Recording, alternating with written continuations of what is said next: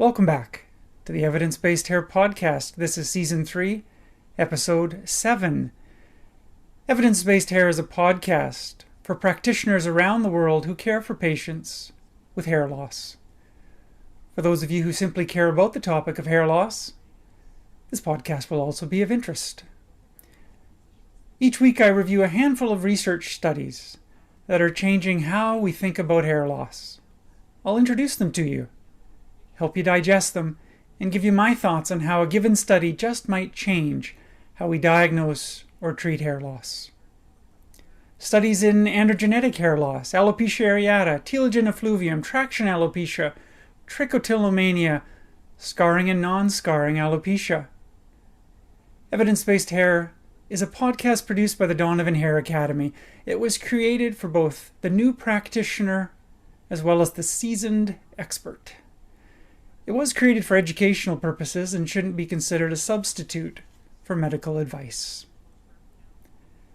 The fourth Monday of each month is dedicated to a variety of research studies, and we'll look today at 7 research studies from the last few months. We'll begin by a very nice case report of iron pill gastritis. Iron supplementation is key for all hair specialists to know about. Iron pills sometimes cause upset stomach, they can cause constipation, diarrhea, black stools, but sometimes they can cause gastritis. And we'll take a look at a very interesting study which reminds us that when our patients say to us, "It kind of hurts when I take my iron pills," the answer is not, "Do your best, keep going." The answer might be, let's find some strategies so you don't have that pain. Then we'll look at a very nice study from New Delhi looking at the benefits of horizontal sectioning on scalp biopsy versus vertical sectioning. There's been a lot of debate over the last few years as to whether horizontal sections are better than vertical or vertical are just as good. The jury is still out in terms of what is superior, but the overwhelming view is that they're both pretty similar. We'll take a look at a very nice study which supports the view that for scarring alopecia, horizontal sections and vertical sections are probably pretty similar, but for non-scarring hair loss, especially androgenetic hair loss and alopecia areata, perhaps there are some distinct benefits of horizontal sections, which are also known as transverse sections. Then we'll take a look at a nice study of hives, or urticaria, after laser hair reduction. A side effect we don't talk about a lot, but a very nice report of just persisting hives in a patient undergoing laser hair removal. I introduced this to you out of interest, but for those of you who are performing laser hair removal, I think it's an area that is probably understudied, but a very interesting report here nevertheless. Publication in the New England Journal highlighting Nilotinib causing hair repigmentation. An individual with gray hair repigmenting his hair back to a darker brown color with the use of Nilotinib. Nilotinib is a BCR-ABL tyrosine kinase inhibitor. We've talked about it on prior episodes as being a contributor to lichen planopilaris, rarely. Here we have another side effect. This one a good side effect, and that is hair repigmentation.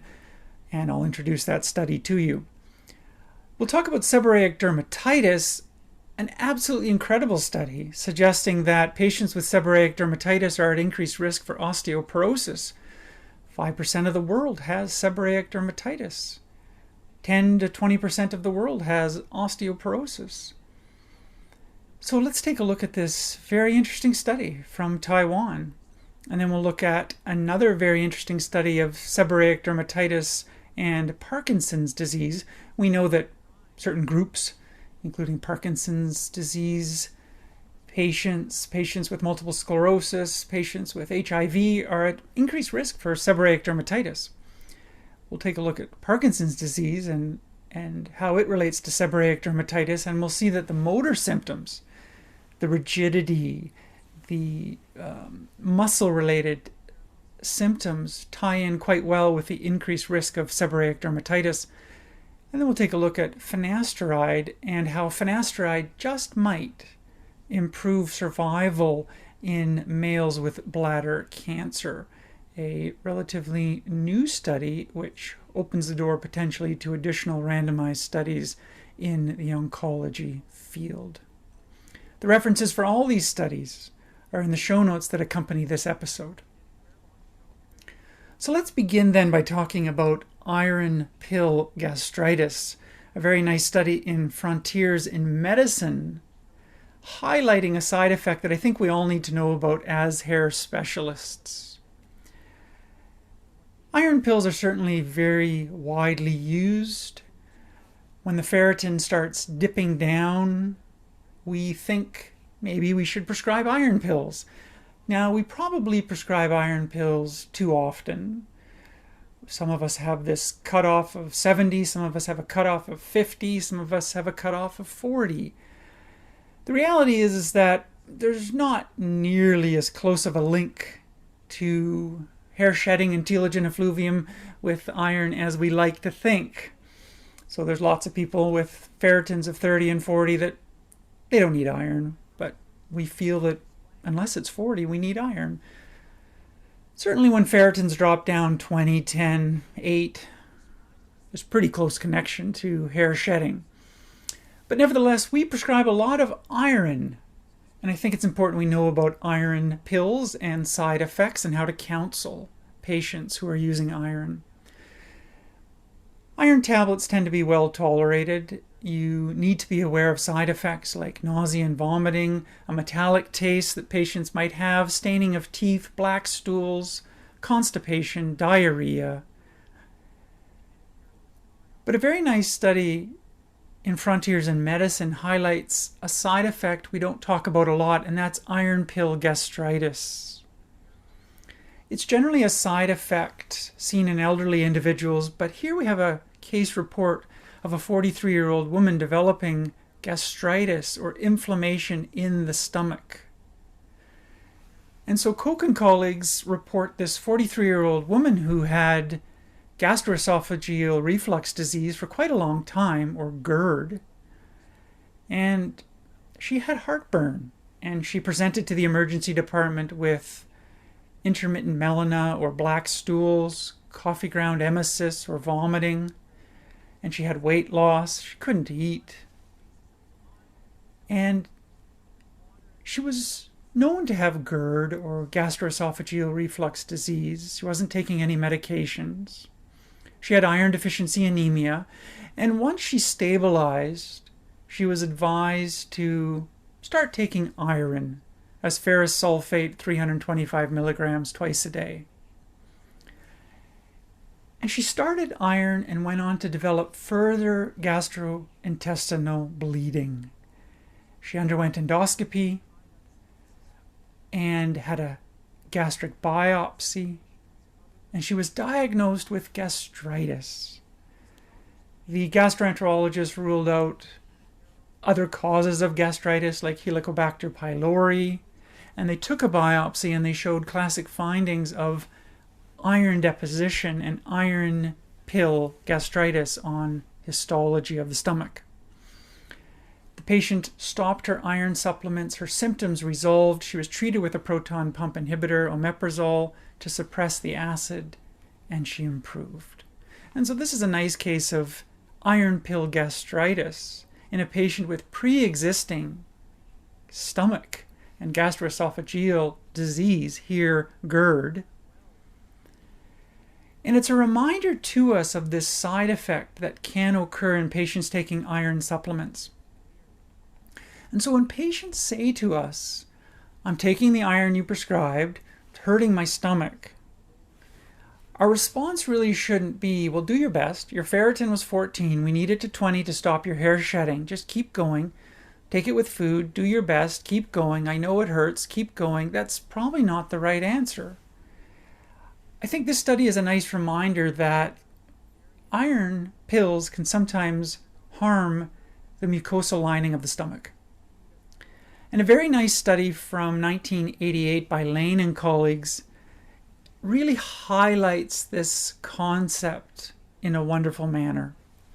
So Lane and colleagues published a study titled Effect of Oral Iron Therapy on Upper Gastrointestinal Tract, a prospective evaluation. This was a wonderful study which I'll just highlight to you briefly, of volunteers who took iron, and then they took biopsies of the stomach, they looked down the stomach, they did endoscopy, and they tried to figure out what happens in healthy volunteers when they take iron pills. So 14 participants in this 1988 study underwent baseline endoscopy with a biopsy of the stomach and duodenum, and they provided a stool sample. And then they were administered iron for 2 weeks, and then had repeat endoscopy and biopsy and stool collection. So these are really heroic volunteers. They're having endoscopy, they're having cameras and tubes put down the esophagus, and they're having biopsies. 13 participants then provided also a pre-treatment stool sample, and they were administered iron supplementation for 1 week, and then they gave a post-treatment stool sample too. So we had 14 participants with endoscopy, and then 13 other participants giving stool samples. Here's the key to that 1988 study. All participants developed dark stools post-treatment, and nausea and diarrhea were quite common. One patient had trace positive hemoccult testing, meaning they had bleeding from the GI tract. What was also interesting is that the authors noted that several volunteers had changes in the post-treatment endoscopy of the stomach. There was erythema and inflammation in the stomach, small areas of hemorrhage, and 2 patients had gastric erosions. This is a small group of people, but a significant proportion of those volunteers, healthy volunteers, no pre-existing disease, had inflammation in the stomach and erosions. And so the view nowadays is that iron supplements can cause mucosal injury in the stomach and erosions even in people that have a healthy GI system. And in those that have pre-existing disease, like GERD, gastroesophageal reflux disease, it can exacerbate the problem. It's not clear exactly how this mucosal injury comes about, but it's thought that iron is changed from the ferrous form to the ferric form, and this leads to epithelial injury and a chemical burn-like phenomenon in the stomach. And so in summary, this study in Frontiers in Medicine by Koch and colleagues reminds us that when patients have stomach pain with iron, let's work with them to develop strategies to improve the iron administration protocol. That telling the patient to live through it, let's get your ferritin up to 20, is probably not the right way to go. That patients can develop mucosal injury in a short period of time. We know now from some very good studies in the past few years that every other day iron administration, in other words 3 times a week, can work just as well for many patients as everyday iron can. And we reviewed that in prior episodes, but it's a really important point that many patients do just as well with taking it 3 times a week as every day. And we talked in the past that when you take iron every day, you get an increase in hepcidin levels, and hepcidin blocks further absorption. And so by taking iron every day, it actually makes it more difficult for your body to bring in iron. And for those who can't tolerate iron pills, IV iron is fairly safe. And we talked in prior episodes that about 1 in 17,000 people have anaphylaxis. Maybe 3 or 4% have some very minor side effects with iron infusions, but severe anaphylaxis is a thing of the past.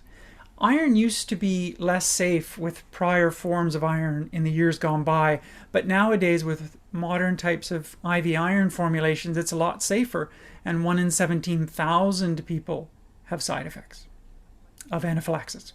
So a lot safer. So we move now to a discussion of transverse versus vertical sectioning on scalp biopsies. For those of you who aren't aware, when we take a scalp biopsy, we send it off to the lab, and the lab can cut that little cylinder, that little 4mm cylinder, in two ways. They can either cut it horizontally or they can cut it vertically, up and down. And if you imagine a loaf of bread, you can either cut that loaf of bread traditionally, which would be horizontally, or you can cut the bread vertically.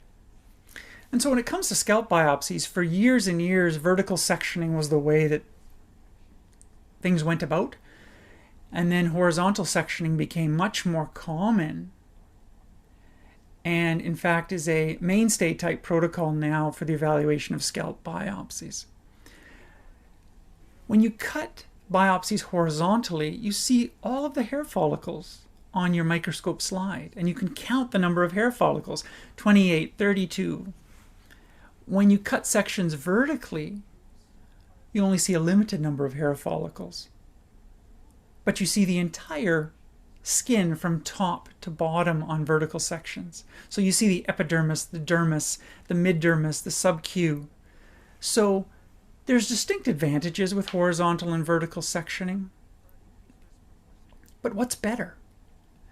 There's been a lot of debate in the literature, but the main concept has been that they're both valuable, that expert dermatopathologists will say, I'm an expert dermatopathologist, give me a vertical section, I can tell you what's going on.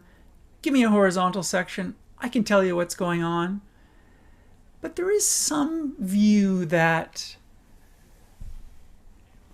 horizontal sections really allow you to see all of the hair follicles at once.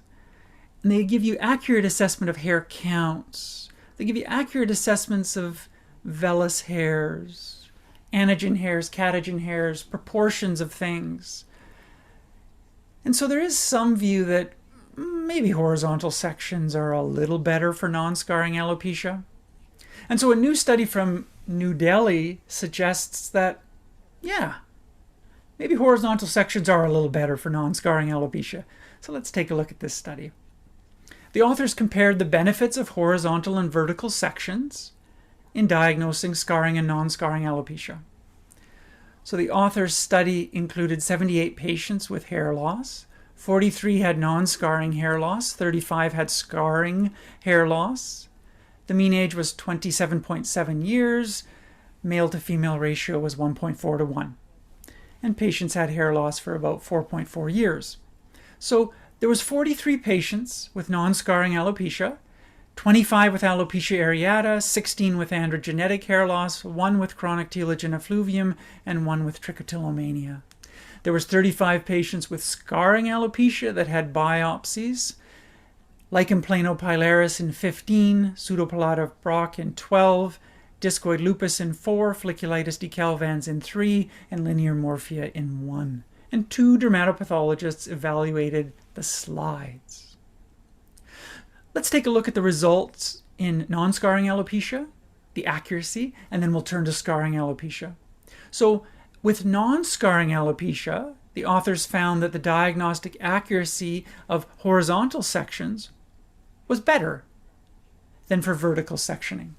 For alopecia areata, 97.7% accuracy compared to 86% with vertical sections. And for androgenetic alopecia, accuracy 97.7 versus 81. And these were statistically significant. For scarring alopecia, these authors found that the accuracy was very similar. With vertical sections, LPP could be diagnosed with 100% accuracy. With transverse sections, it was 97%. No statistical difference between those two. And for pseudopelade, very similar results. But what the authors point out is that they had greater detail from the horizontal sections. And perhaps that greater detail allowed better diagnostic accuracy for non-scarring alopecia. They could see catagen and telogen hairs. They could see miniaturization easier. the authors found that 20% of alopecia areata couldn't be diagnosed with vertical sections. With vertical sections, what we often look at is the peribulbar inflammation. You have a vertical section slide.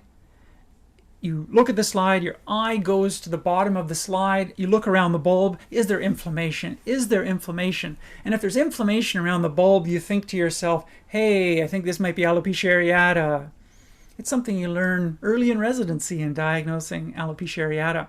But there's subtle things that can be so helpful on horizontal sections. You can see an increased proportion of catagen and telogen hairs. You can see an increased proportion of miniaturization in alopecia areata. You can see eosinophils sometimes on vertical sections, but you can see them sometimes more readily in horizontal sections.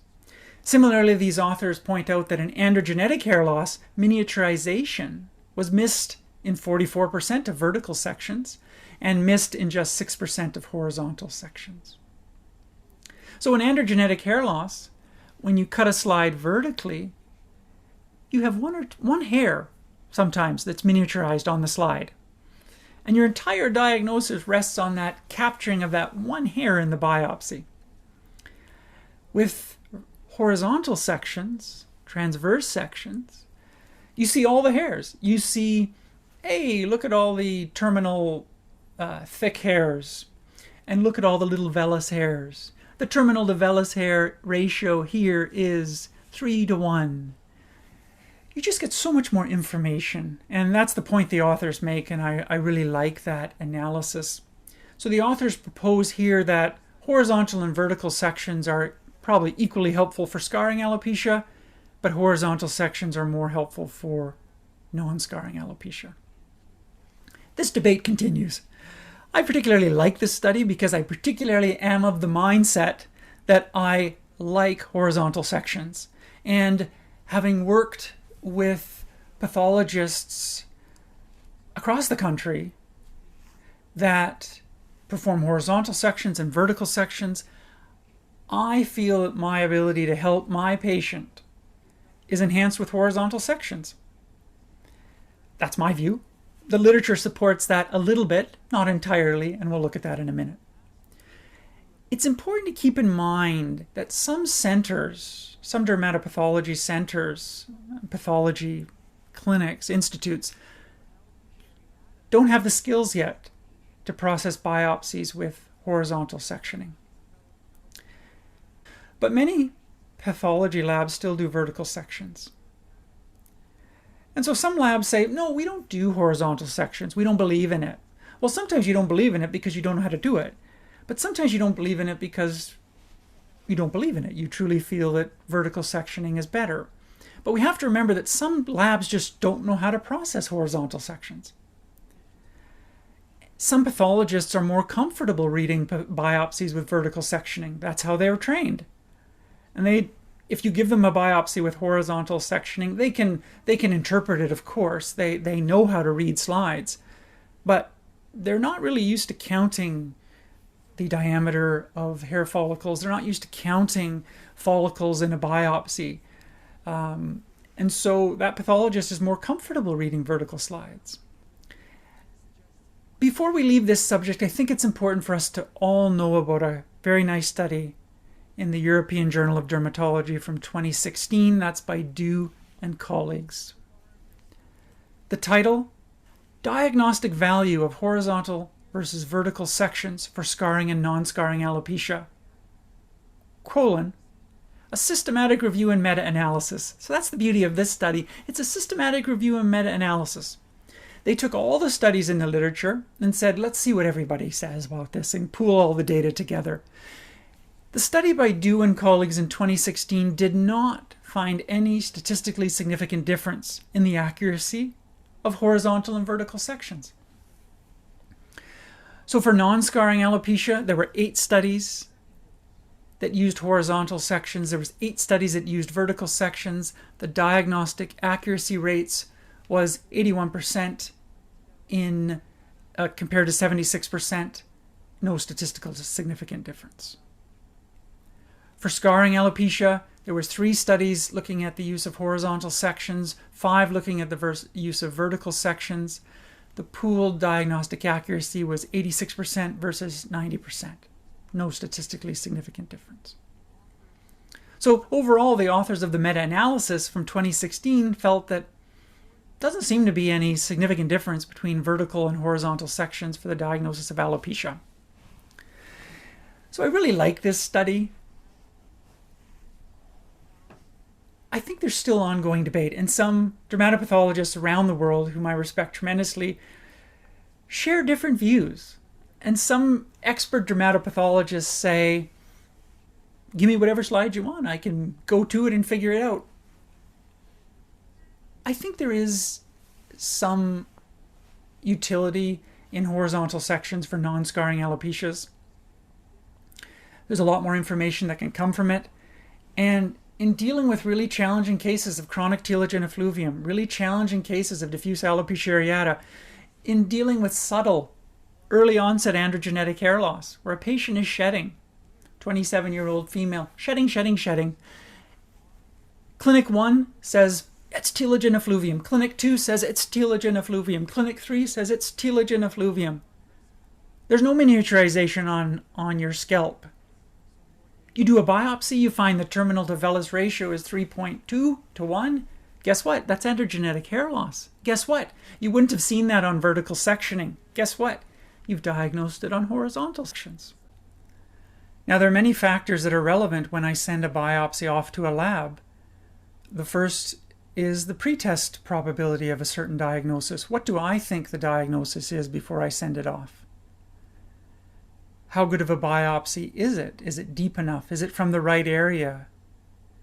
And what's the skill of the dermatopathologist? Does he or she enjoy reading pathology?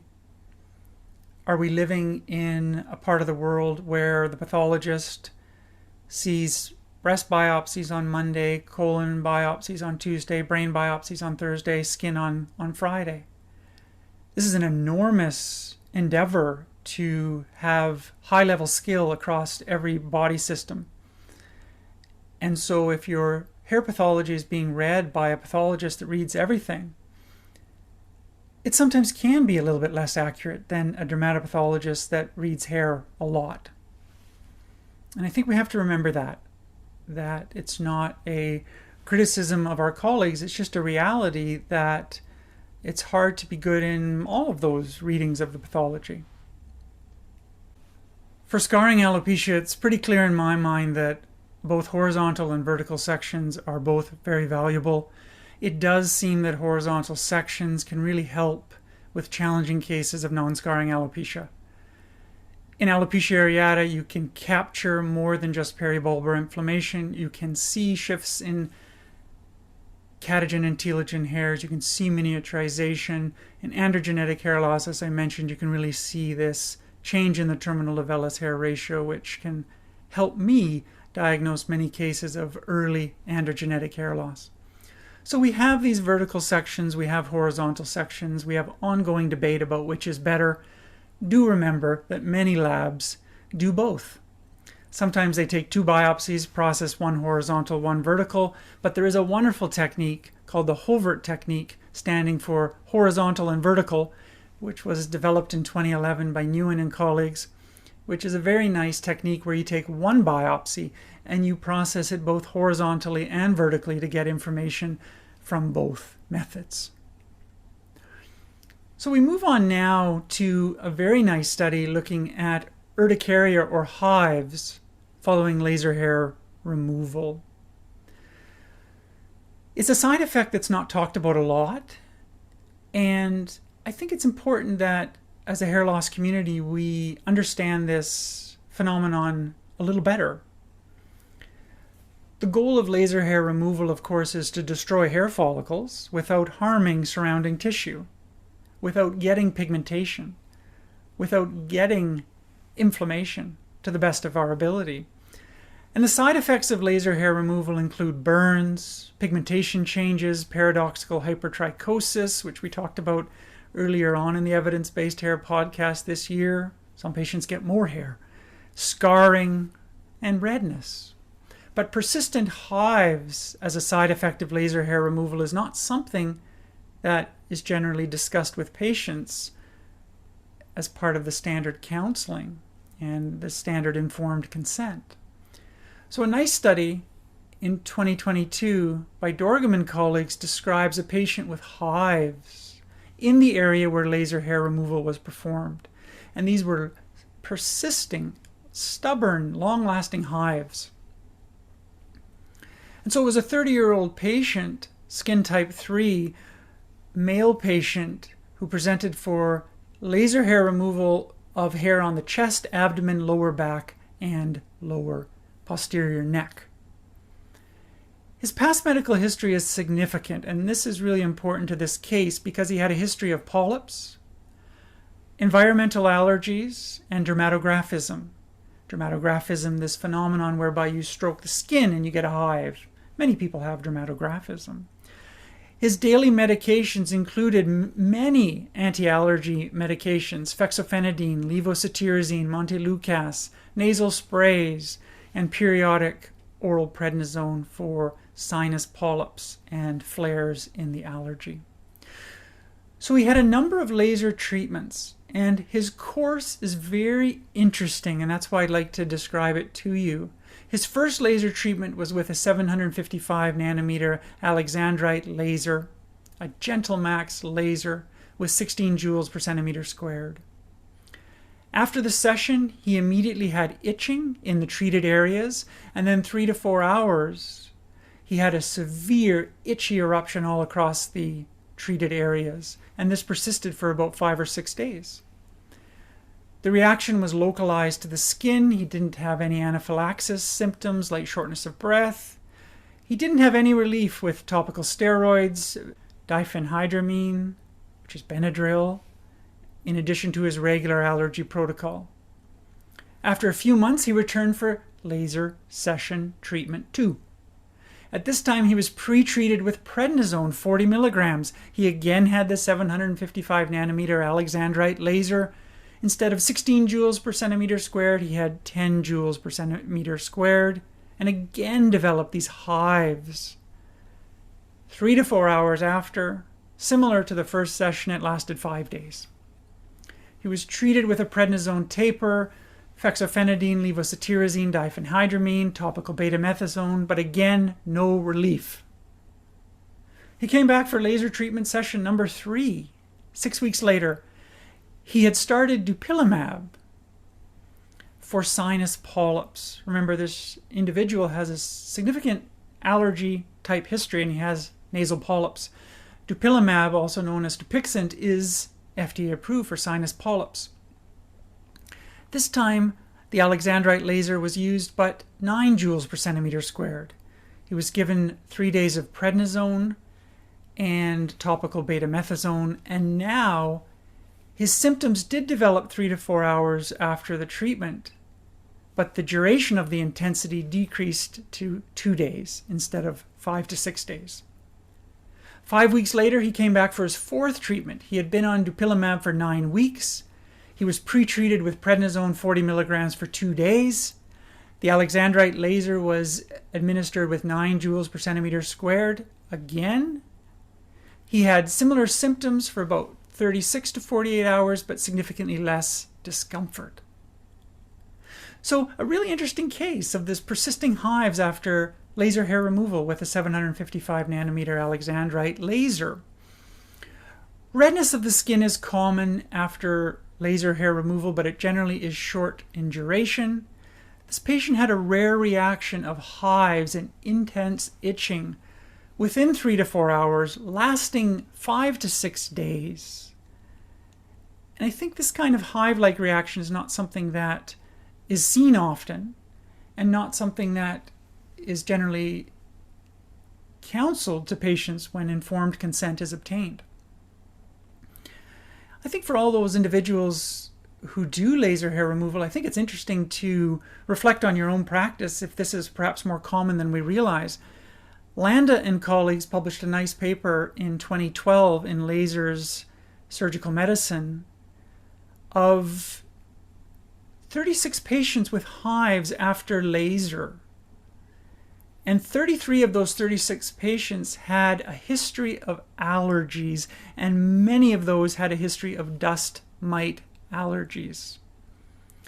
Now, the cause of this patient's hives in this case is really not clear.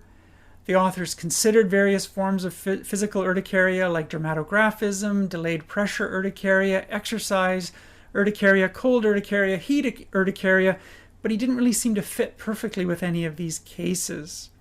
He had no prior history of cold urticaria, which can sometimes happen with the cryogen used to cool the skin with laser hair removal. He did have a history of dermatographism, but his hives resolved within a few hours in his classical pattern of dermatographism. Here, the hives lasted 5 to 6 days.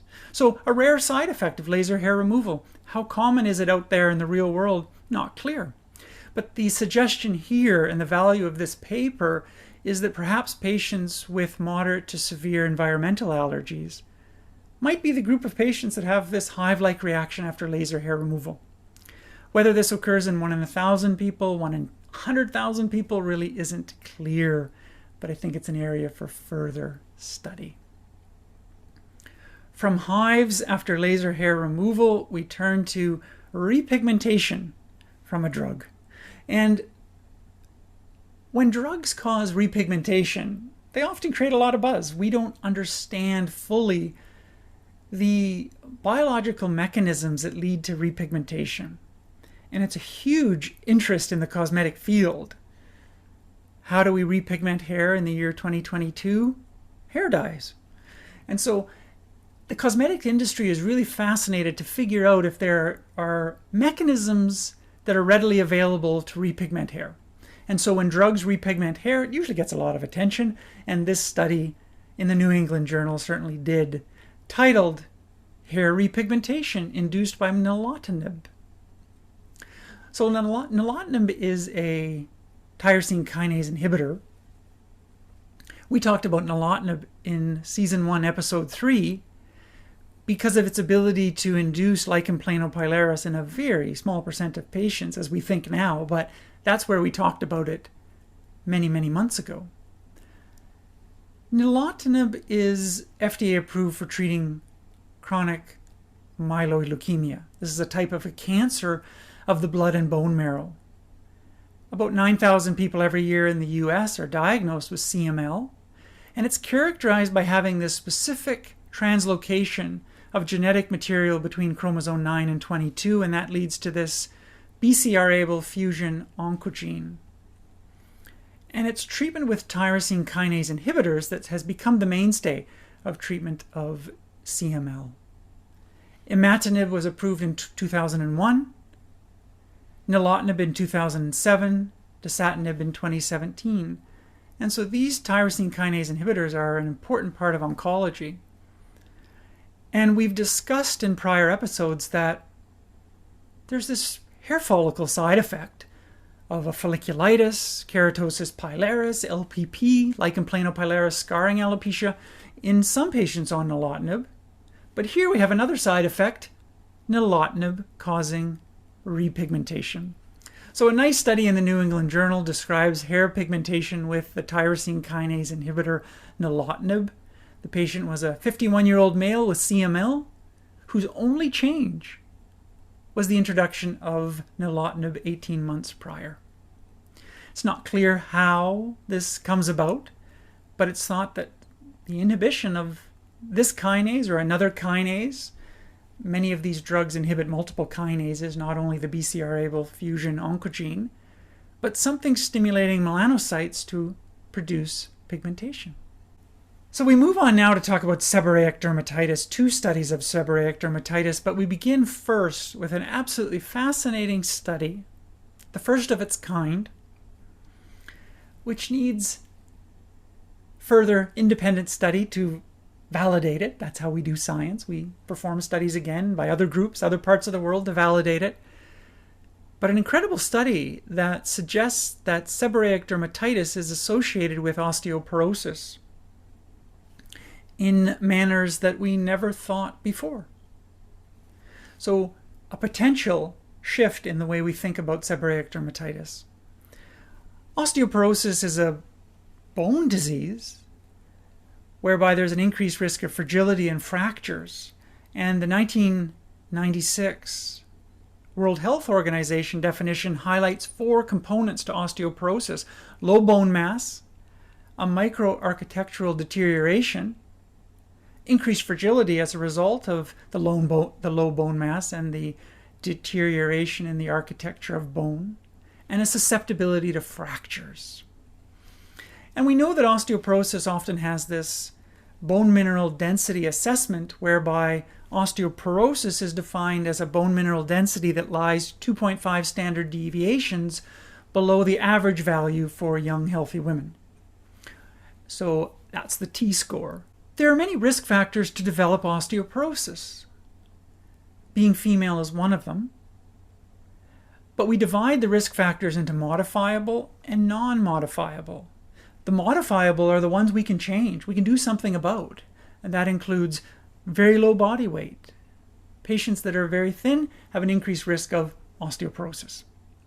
Smoking, alcohol consumption, lack of exercise, lack of calcium, long-term steroid use, prednisone, can increase the risk of osteoporosis. These are modifiable.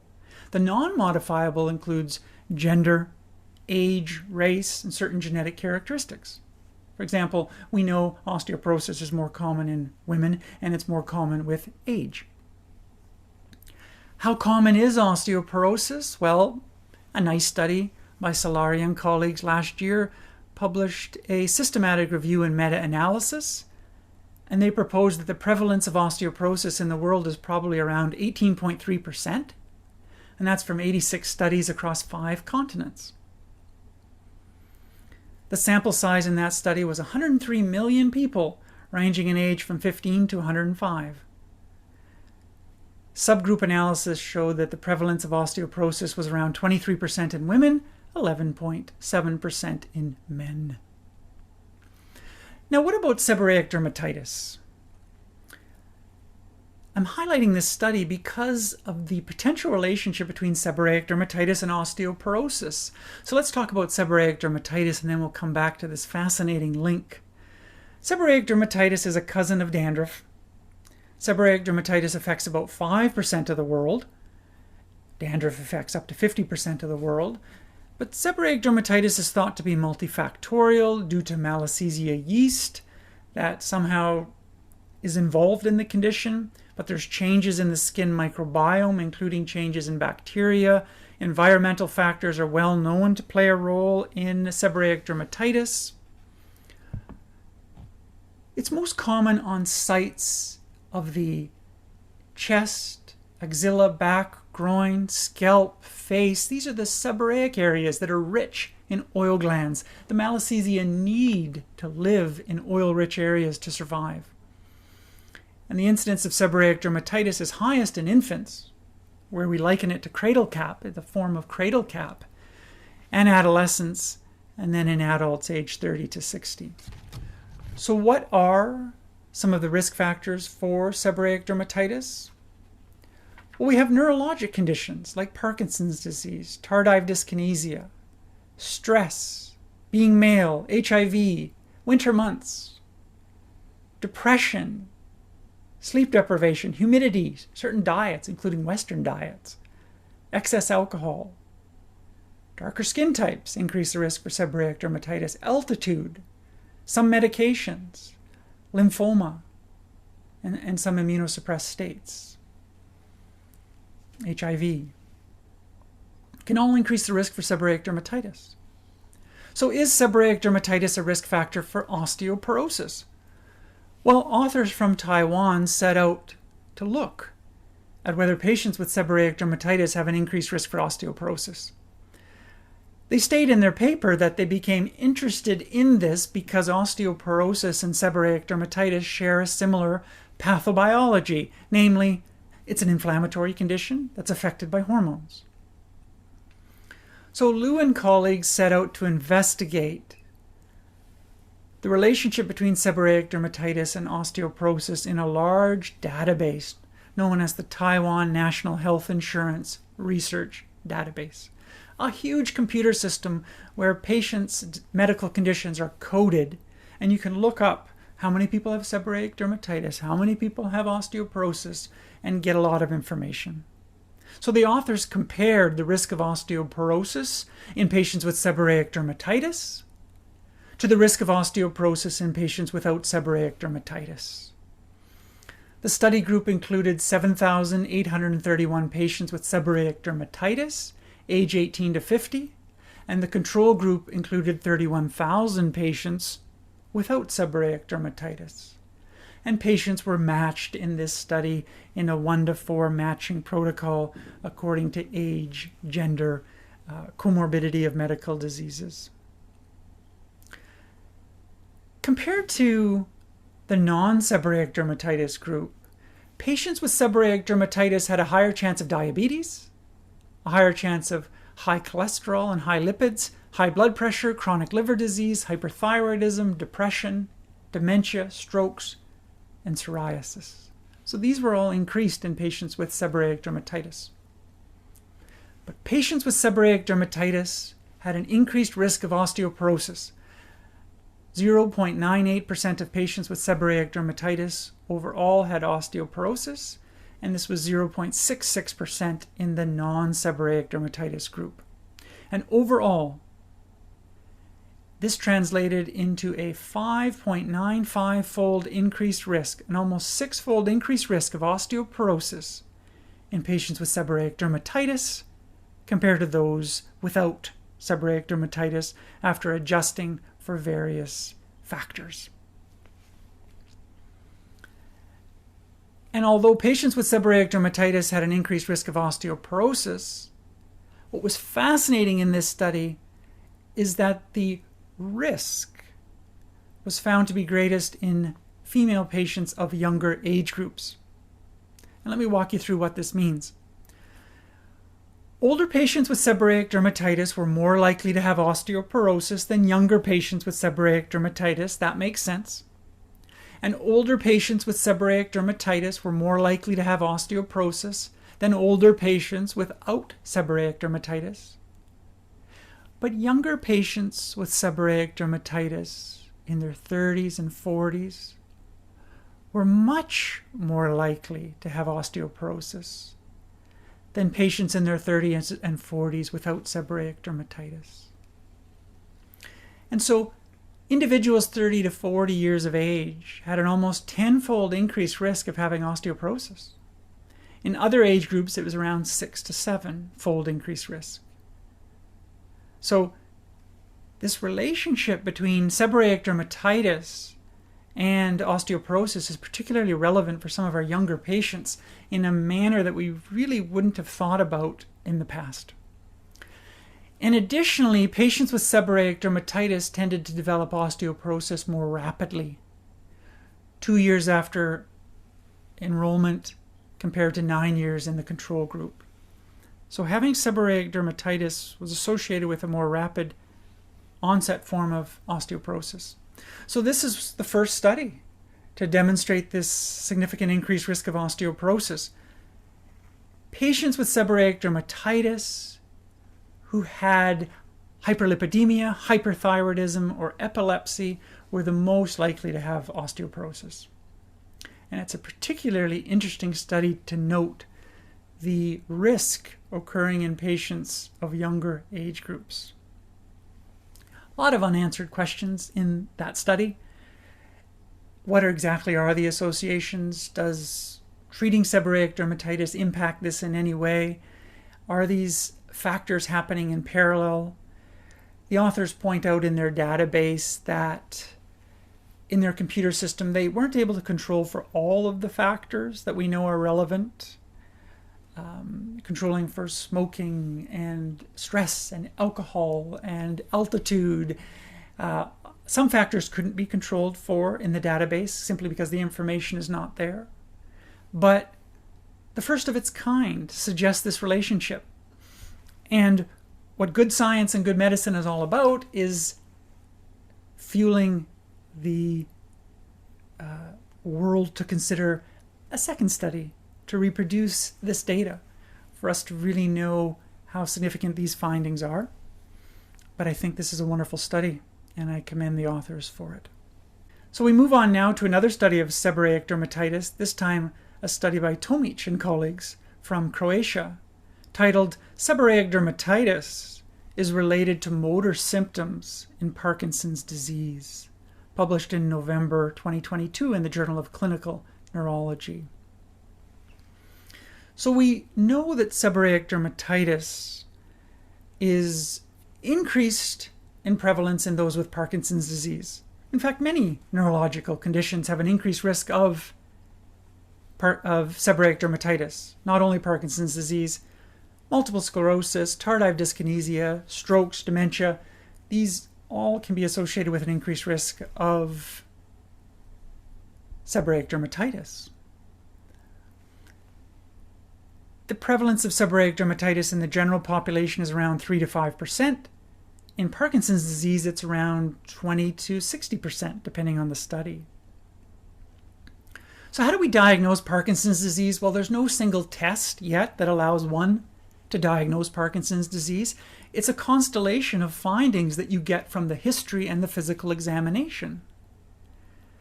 So features like tremor, the so-called pill-rolling tremor, muscle rigidity, slowed movement, which is called bradykinesia, poor balance, falls, sleep changes, changes in writing, so-called micrographia with smaller and smaller handwriting, changes in automatic functions like blinking and smiling and swinging the arms when you walk, helps the neurologist diagnose Parkinson's disease. And the symptoms of Parkinson's disease can be divided into motor and non-motor symptoms. And patients with Parkinson's disease present with numerous motor and non-motor symptoms.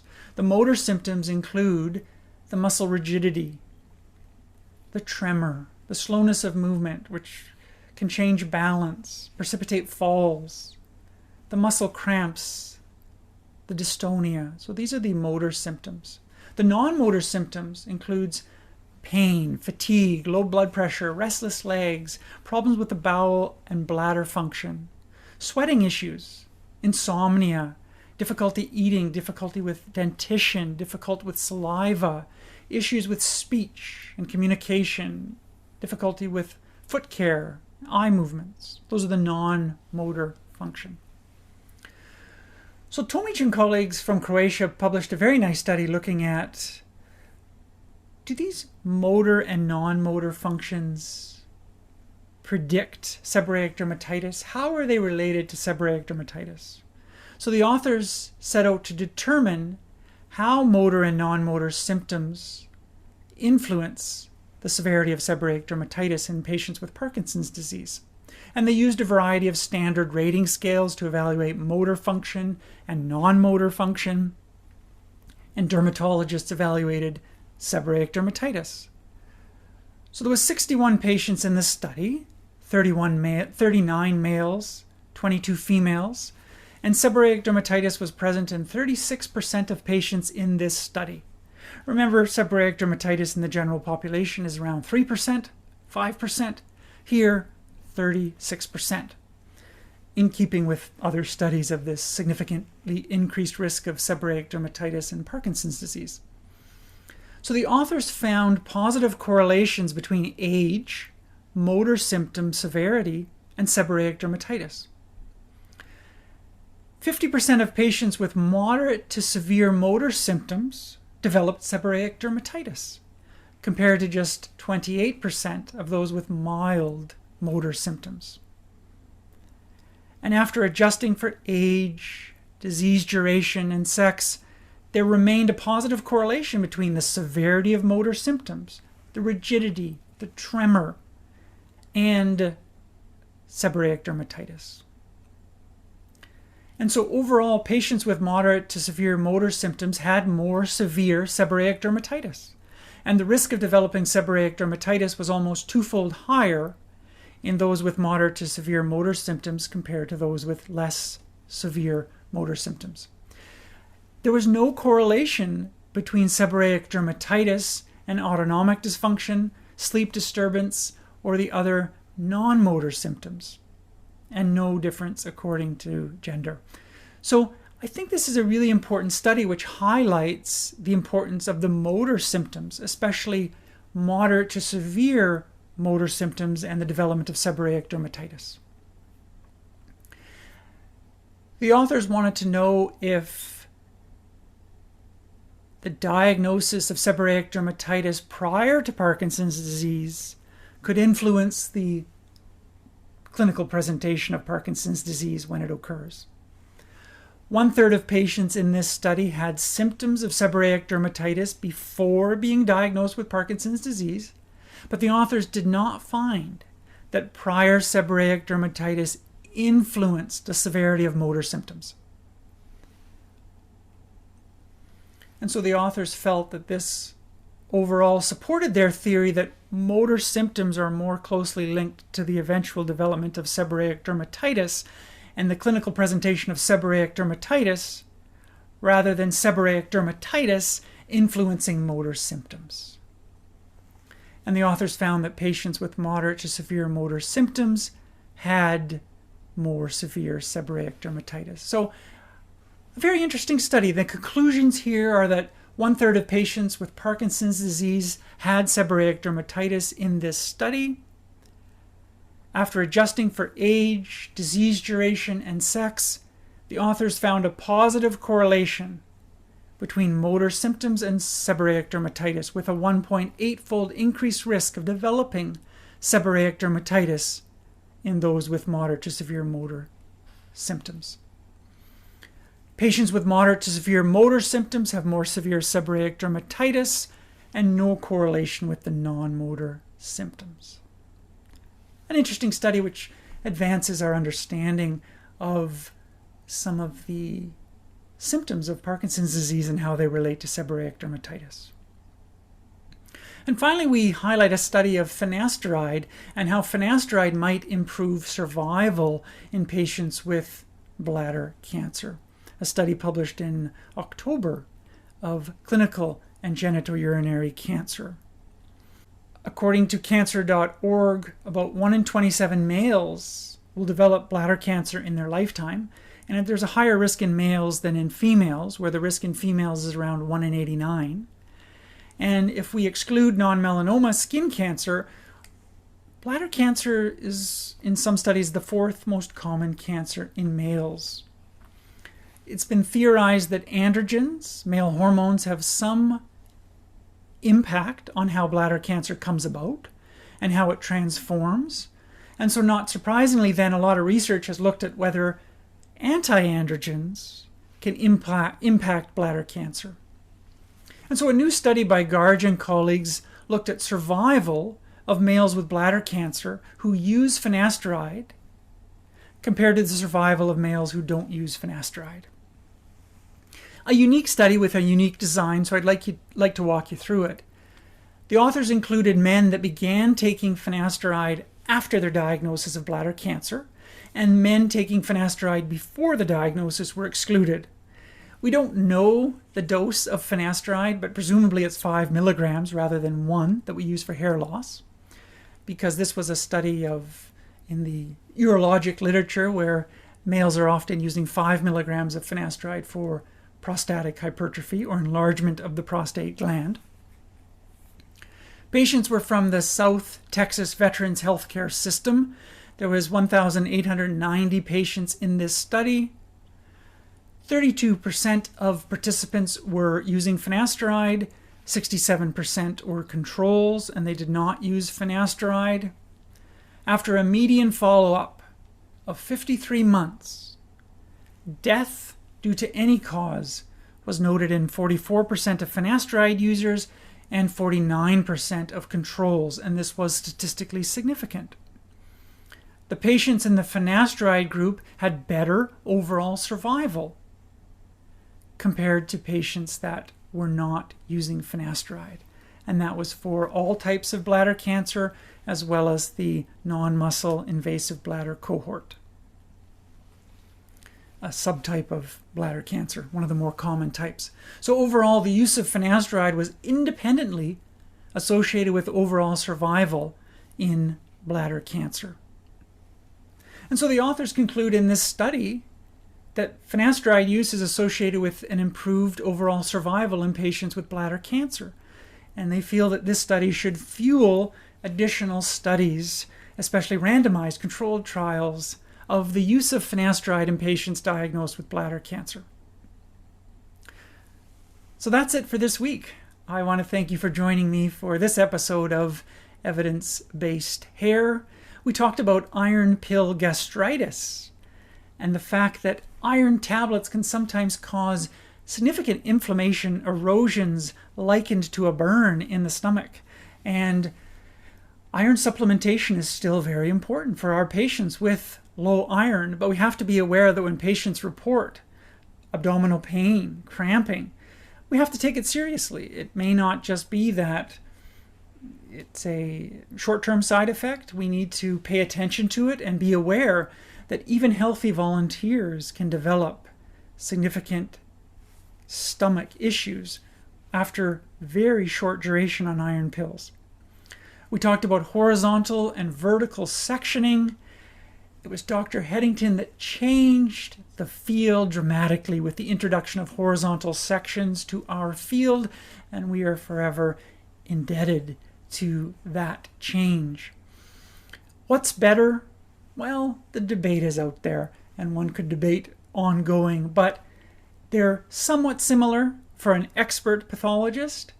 Perhaps, just perhaps, there's some increased utility of horizontal sections in non-scarring alopecia, especially the diagnosis of early androgenetic hair loss and very challenging cases of alopecia areata, and I feel some cases of chronic telogen effluvium where the terminal to vellus hair ratio above 8:1 can give you some clues that this may be chronic telogen effluvium. We talked about an interesting study of hives lasting 5 and 6 days after laser hair reduction with the 755 nanometer Alexandrite laser. How common is this? Well, I think we need more studies, but do reflect on this in your practice if you perform laser hair removal. We talked about an interesting study in the New England Journal of hair repigmentation in a patient who started Nilotinib for CML. An absolutely incredible study highlighting the association between seborrheic dermatitis and osteoporosis, and the fact that patients with seborrheic dermatitis may have a 6-fold increased risk of osteoporosis, and patients with seborrheic dermatitis may have a 6-fold increased risk of osteoporosis. And what was particularly important in this study is the fact that young patients with seborrheic dermatitis may be at significantly increased risk compared to their peers and friends of similar age. We need more studies in this area, but a fascinating study which gets us going to think about these issues. And then we talked about the association between seborrheic dermatitis and Parkinson's disease. In this particular study, patients with significant motor symptoms, tremors, rigidity, were more likely to have more severe seborrheic dermatitis. And finally, a study by Garge and colleagues outlining the potential for finasteride to improve survival in bladder cancer. That brings us to the end of this episode. Thank you again for joining me for this and all of the episodes of Evidence-Based Hair. I appreciate your comments, I appreciate your interest, and I do hope that these studies that I review each week are making an impact on your practice in some way, or making an impact on how you think about this incredible field of hair loss medicine. I'll look forward to seeing you next week. It'll be the first Monday of the month of December, and we'll be talking about studies in androgenetic hair loss and alopecia areata. And I'll look forward to seeing you then for the Evidence-Based Hair Podcast.